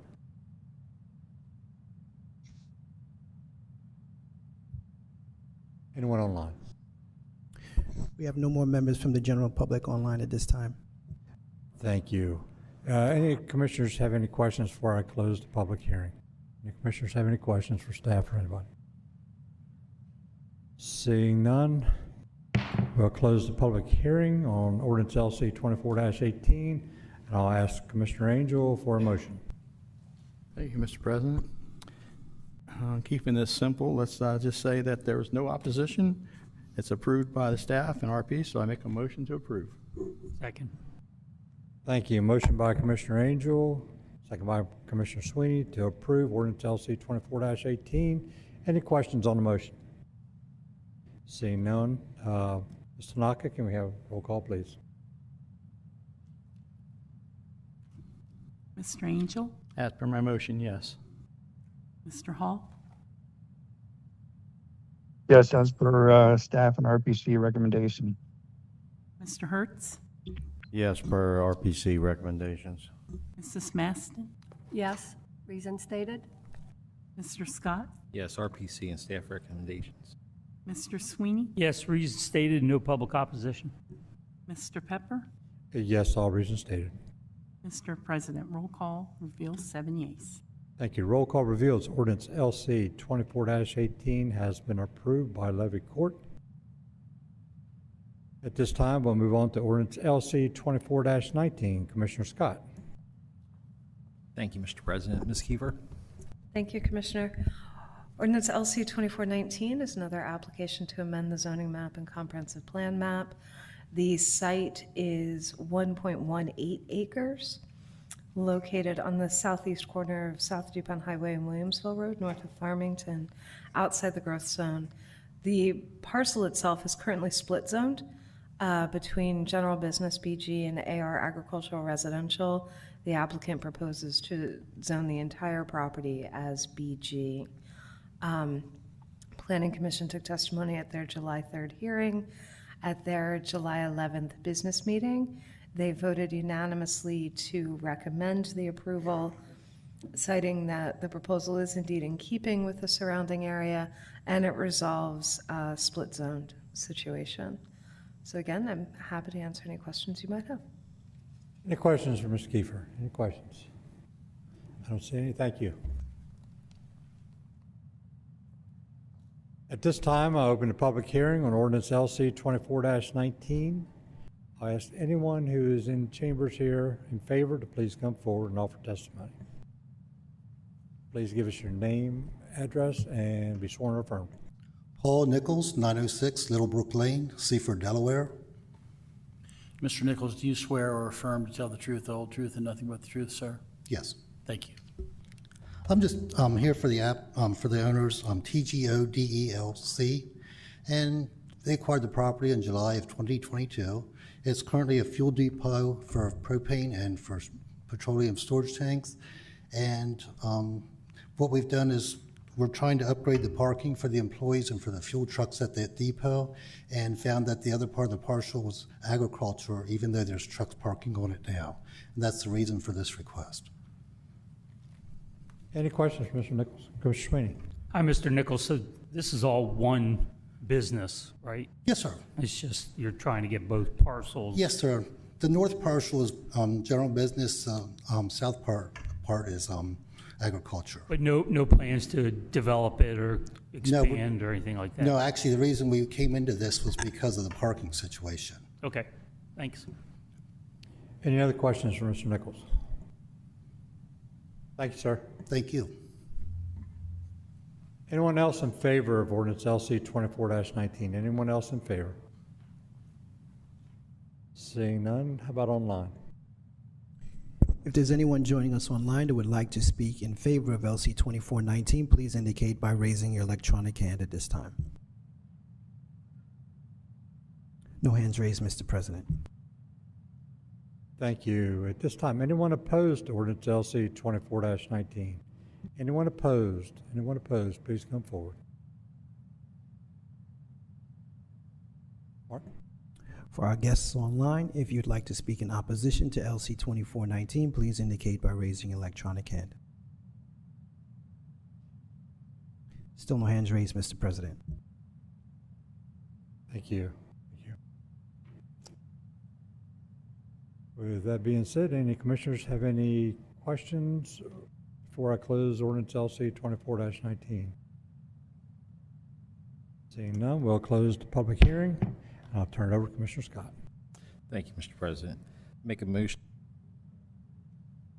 I move that Levy Court grant approval of ordinance LC 24-19, amending the zoning map from AR agricultural residential to BG general business, low density residential and highway commercial to BG general business, highway commercial located outside the growth zone overlay district. This is based on Exhibit A, RPC recommendation, report dated July 30th, 2024. Exhibit B, public hearing testimony dated July 30th, 2024. And the findings of the facts, the proposed classification is generally in keeping within the surrounding areas. Infrastructure exists or is planned to serve future development of this site.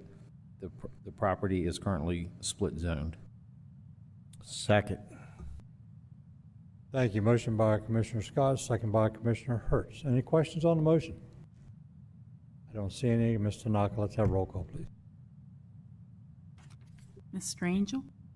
Yes, no opposition, staff and RPC approval. Mr. Hall? Yes, for RPC approval. Mr. Hertz? Yes, per staff approval. Mrs. Maston? Yes, reasons stated.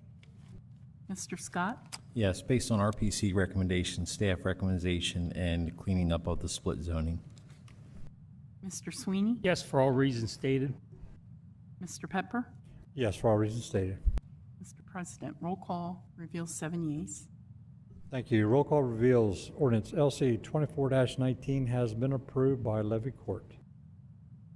At this time, we will close our public hearings. We'll recess the business meeting and back to workshop.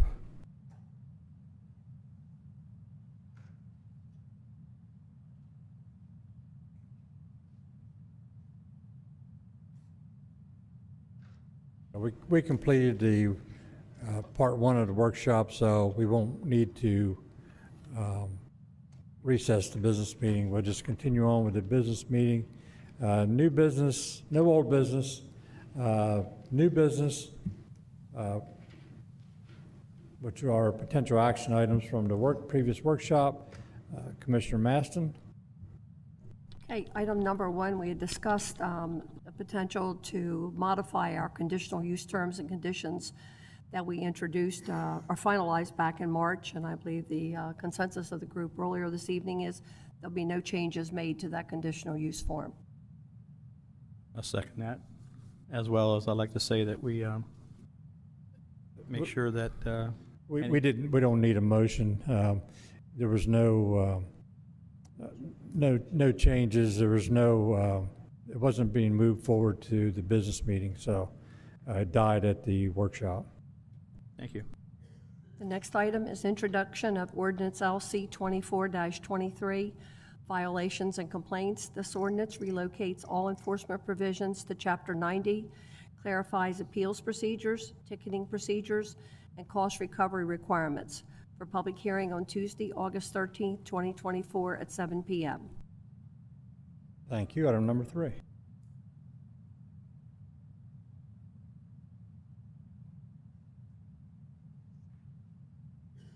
Item number 3, I move to approve the authorization of expenditures of the Kent County budgeted funding for agricultural land preservation totaling $200,000 as Kent County contribution for the purchase of development rights of the properties included in Table 1 in the memorandum from staff dated July 11, 2024. Second. Thank you. Got a motion by Commissioner Maston, second by, I believe, Commissioner Sweeney beat the next one. So can we have a roll call, please, on item number 3? Mr. Angel? Yes. Mr. Hall? Yes. Mr. Hertz? Yes. Mrs. Maston? Yes. Mr. Scott? Yes. Mr. Sweeney? Yes. Mr. Pepper? Yes. Mr. President, roll call reveals 7 yeas. Thank you. Roll call reveals the Round 28 agricultural land preservation and purchase of development rights has been approved by Levy Court. Next items fall under Commissioner Hertz. Yes, I move to award the purchase of one VAC-CAN model VPD 361 Hen/1300 combination jet vacuum sewer cleaner to Atlantic Machinery Income in the amount of $595,875 using sewer fund operating revenue as budgeted in FY24 and FY25 sewer fund budgets, and move to authorize the issuance of the purchase order for the item outlined above. Second. Thank you. Motion by Commissioner Hertz, second by Commissioner Scott to approve. Can we have a roll call, please? Mr. Angel? Yes. Mr. Hall? Yes. Mr. Hertz? Yes. Mrs. Maston? Yes. Mr. Scott? Yes. Mr. Sweeney? Yes. Mr. Pepper? Yes. Mr. President, roll call reveals 7 yeas. Thank you. Roll call reveals motion passed. Item number 2. I move to approve the purchase of a CCTV camera system from Atlantic Machinery Incorporated in the amount of $197,173.15 with USDA grant funds. Second motion. Thank you. Motion by Commissioner Hertz, second by Commissioner Angel. Any questions? Any questions? If not, can we have a roll call, please? Mr. Angel? Yes. Mr. Hall? Yes. Mr. Hertz? Yes. Mrs. Maston? Yes. Mr. Scott? Yes. Mr. Sweeney? Yes. Mr. Pepper? Yes. Mr. President, roll call reveals 7 yeas. Thank you. Roll call reveals motion passed. Item number 3. I move to accept the binding commitment offer from the Delaware Water Pollution Control Revolving Fund for the pipeline conditioning investigation, less than 12-inch diameter pipe. Number 2, move to accept binding commitment offer from the Delaware Water Pollution Control Revolving Fund for the pipeline condition investigation of pipe greater than 12-inch diameter. And number 3, move to authorize Levy Court President to sign the offer letters as associated loan documents related to the projects. Second? Thank you. Motion by Commissioner Hertz, second by Commissioner Maston. Any questions on the motion? Seeing none, can we have roll call, please? Mr. Angel? Yes. Mr. Hall? Yes. Mr. Hertz? Yes. Mrs. Maston? Yes. Mr. Scott? Yes. Mr. Sweeney? Yes. Mr. Pepper? Yes. Mr. President, roll call reveals 7 yeas. Thank you. Roll call reveals motion passed. Item number 4, introduction. I'd like to introduce ordinance LC 24-21, an ordinance authorizing the issuance of a Kent County general obligation bond in the amount not to exceed $6,894,015 for the US 13 Force Main Punch and Run to Rising Sun Road project, and authorizing all necessary actions in the connection therewith for public hearing on Tuesday, August 13th, 2024 at 7 p.m. Thank you. Item number 5.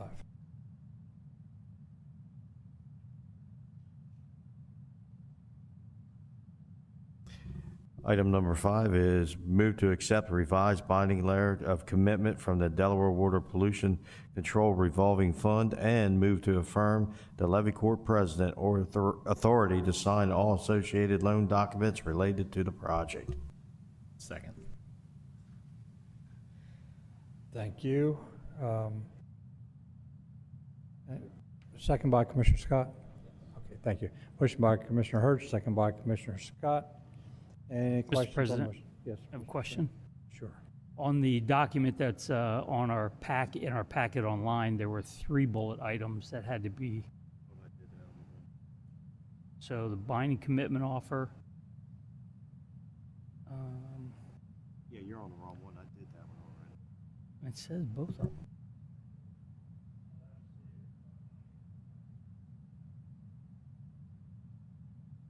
Okay, any questions on the motion? If not, can we have roll call, please? Mr. Angel? Yes. Mr. Hall? Yes. Mr. Hertz? Yes. Mrs. Maston? Yes. Mr. Scott? Yes. Mr. Sweeney? Yes. Mr. Pepper? Yes. Mr. President, roll call reveals 7 yeas. Thank you. Do we have a need for an executive session this evening? Not that I'm aware of. If not, any informational items? Commissioner Angel. Thank you, Mr. President. Just the beginning of the meeting, Levy Court and the audience, we got a text message from Linda Parkowski saying that August 15th, there's going to be the signing of the joint use civil air agreement at the Sylvia Air Terminal. So that's something we've been waiting for many moons. In fact, I was the first commissioner. I was under me way back when, so I can't wait. So that's great news. Did she give you a time? It's August 15th, 10 to 11.